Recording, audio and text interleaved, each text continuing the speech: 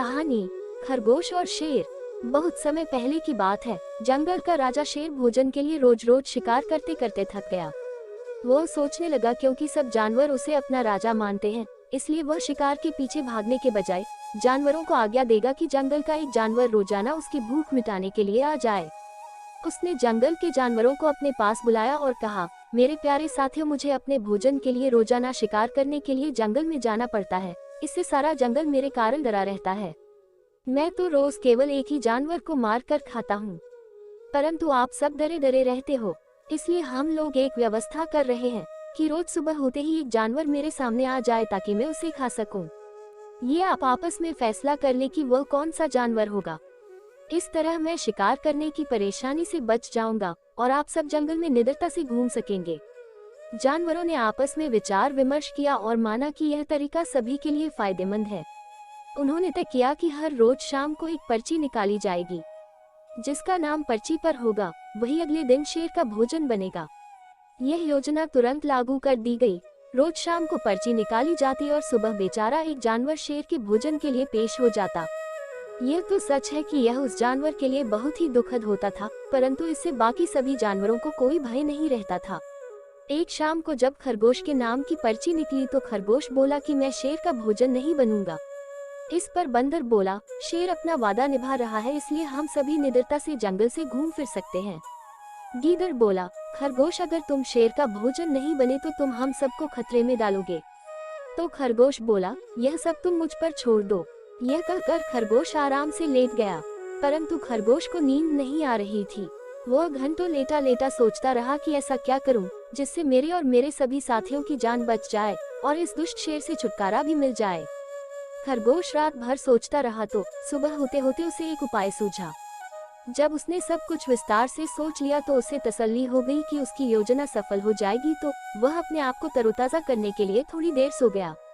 उधर शेर बेसब्री से उसका इंतजार करता हुआ जोर जोर से दहाड़ रहा था, परंतु खरगोश ने इस समस्या को हमेशा के लिए खत्म कर देने की योजना बना ली थी।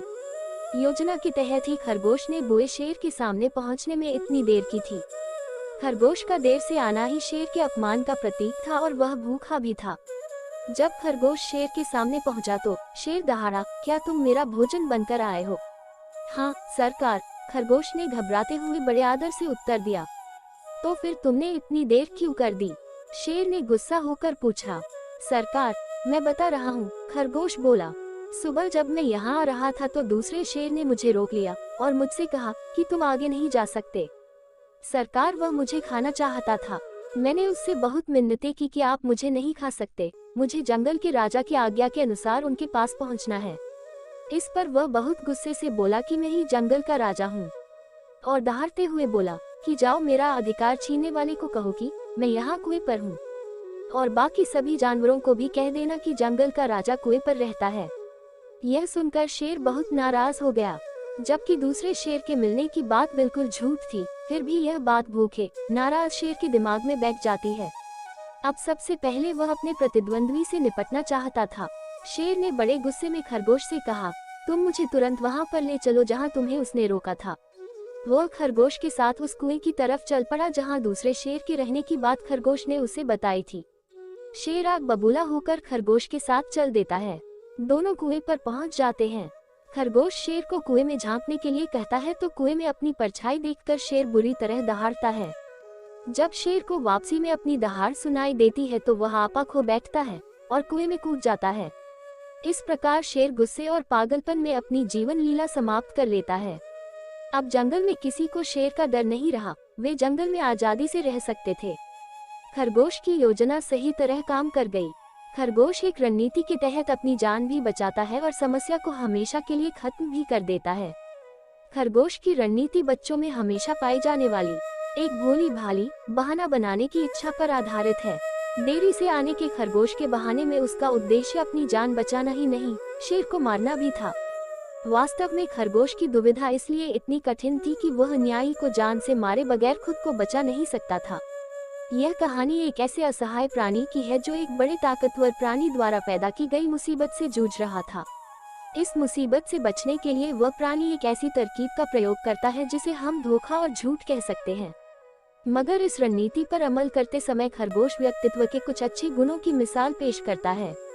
इन गुणों में साहस, खतरे के सामने आत्मविश्वास, किसी घटना के अंतिम क्षण तक अपना दिमाग ठंडा रखने की क्षमता और अपने से ज्यादा ताकत और उम्र वाले से उचित बर्ताव करना शामिल है। एक अजीब सी व्यवस्था जिसके तहत रोज एक जानवर को स्वेच्छा से बोए राजा शेर का शिकार बनना पड़ता था। इसी व्यवस्था के तहत जब खरगोश की बारी आई तो अपने आप को बचाने की एक खतरनाक रणनीति तय करने में खरगोश एक भी क्षण बर्बाद नहीं करता। यह कहानी बच्चों को बहुत अच्छी लगी क्योंकि इस कहानी में खरगोश ही हीरो है। कहानी में उसकी भूमिका उसी तरह की चुनौतियों और मुसीबतों से गुजरती है जैसी कि बच्चे अपने दैनिक जीवन में अक्सर महसूस करते हैं। वह छोटा और शक्तिहीन है, उसे एक ऐसा काम करना है जो वह करना नहीं चाहता। उसे एक ऐसे प्राणी के हाथों मारे जाने का डर है जिसके पास पूरी सत्ता भी है और शारीरिक ताकत भी। खरगोश की परिस्थिति के इन पहलुओं से मिलते जुलते पहलू हर बच्चे की जिंदगी में उभरते रहते हैं।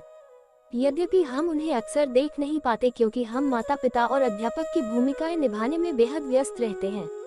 उदाहरण के तौर पर हम में से बहुत कम लोग यह जानते हैं कि अचानक होने वाली मृत्यु का डर बचपन में सबसे बड़ी चिंता है।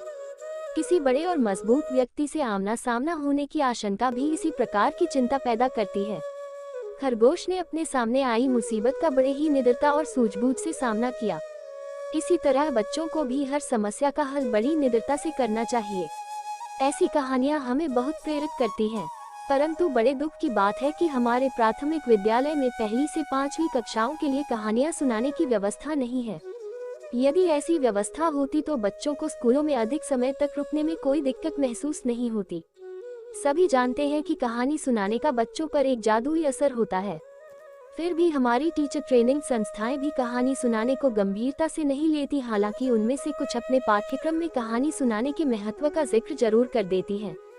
हमारा मानना है कि छोटे बच्चों को पढ़ाने वाले हर शिक्षक को कुछ कहानियां अच्छी तरह से याद होनी चाहिए जिन्हें अध्यापक अपनी मर्जी से जब चाहे बच्चों को आत्मविश्वास के साथ सुना सके।